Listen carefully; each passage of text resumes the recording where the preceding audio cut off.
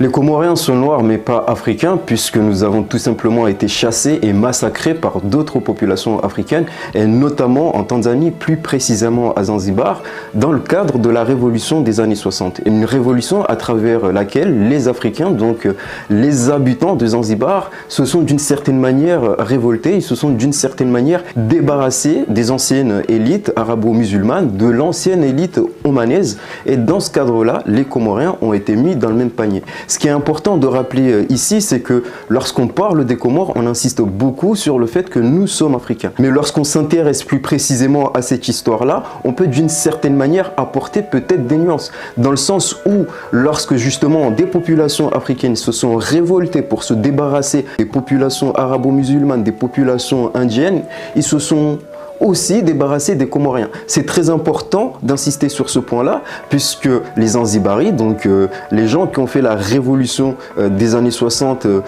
en Tanzanie, ils auraient pu se dire, après tout, les Comoriens, ce sont aussi des Africains comme nous, et qu'il ne faut pas s'en débarrasser. Mais ce qui s'est passé, c'est que les Comoriens ont été d'une certaine manière massacrés, puisque les Comoriens ont été assimilés à l'élite. Et donc, très important de se rappeler que Zanzibar a été pendant très longtemps l'île entre guillemets des anges, donc l'île des esclaves, l'île à travers laquelle les Comoriens allaient se procurer justement des esclaves. Mais il faut aussi avoir en tête que lorsqu'on parle de Zanzibar, on parle aussi d'un territoire qui était plutôt dynamique, un territoire qui était pour le coup considéré entre guillemets comme un centre religieux dans lequel les élites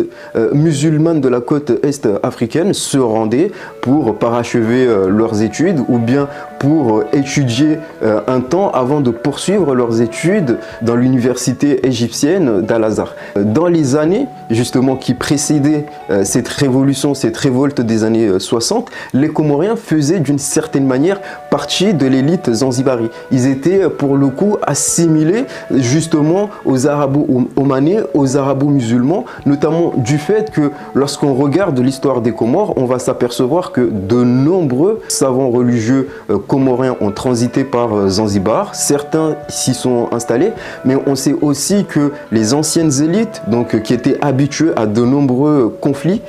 retrouvaient aussi refuge à Zanzibar. Au final, ce qui s'est passé dans les années 60, c'est pas une question raciale.